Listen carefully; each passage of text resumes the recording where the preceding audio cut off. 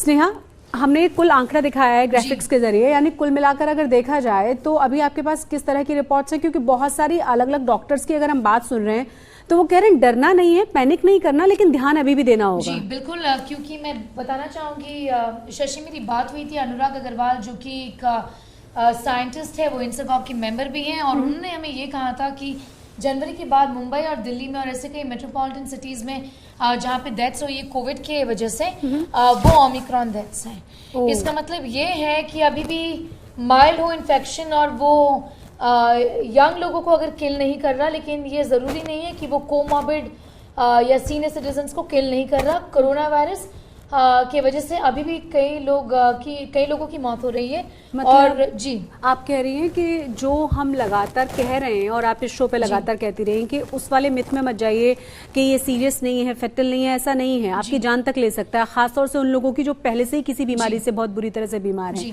Mild इसको हम इसलिए कहते हैं क्योंकि मैं एक दो रीजंस आपको बताऊंगी। मिलन भी हमारे साथ अगर है, वो भी अगर इस पे इलैबोरेट कर ले। ऑक्सीजन रिक्वायरमेंट इसमें कम है।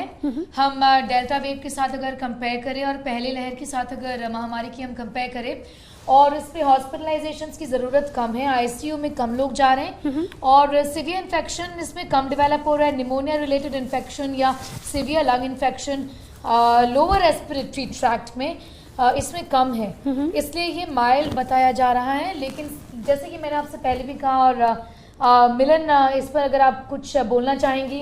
सीनियर सिटीजन्स अभी भी वल्नरेबल हैं मिलन, और जो ऐसे लोग हैं जो कोमॉर्बिड हैं, अभी भी मौतें हो रही हैं। 95% प्रेवलेंस है।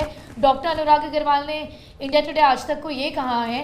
दिल्ली मुंबई में तो फिर भी मौतें हो रही हैं, वो ओमिक्रॉन के कारण ही है, डॉक्टर का कहना है, मेडिकल एक्सपर्ट्स का कहना है।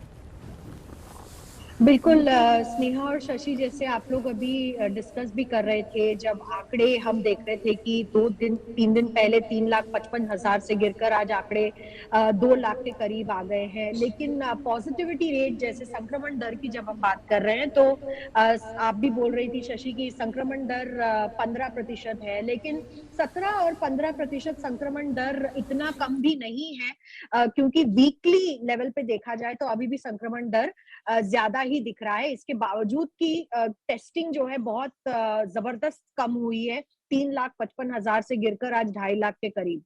लेकिन स्नेहा ने जो भी बताया वो एकदम सही है, क्योंकि ओमिक्रॉन को ये जो गलत धारणा बनाई गई है कि ये माइल्ड वेरिएंट है और ये आप में अगर इन्फेक्शन फैलाएगा तो संक्रमण से दिक्कत नहीं होगी, आपको ये गलत धारणा है, क्योंकि काफी मौतें अभी भी दिखाई दे रही हैं। और हमें ये जानना बहुत जरूरी है कि जिनके घर में मौतें हो रही है कोविड से, उन लोगों की क्या परिस्थिति है इस वक्त।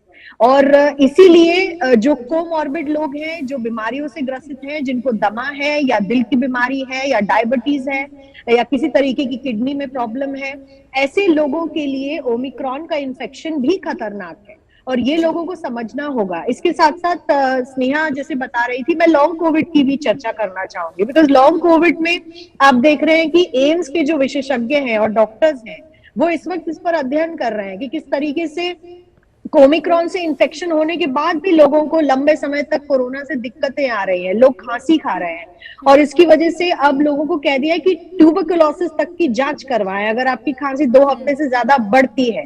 तो ये दिक्कतें हैं जो आने वाले समय में हमको दिख रही हैं आती हुई। अब भी ये कहना कि ओमिक्रॉन माइल्ड है, ये बिल्कुल गलत होगा। जी बिल्कुल बिल्कुल। तो कुल मिलाकर हम कह सकते हैं स्नेहा मिलन कि इसको बहुत ज्यादा हल्के में लेने की जरूरत नहीं है, जैसा कि हम समझने के लिए तैयार नहीं है।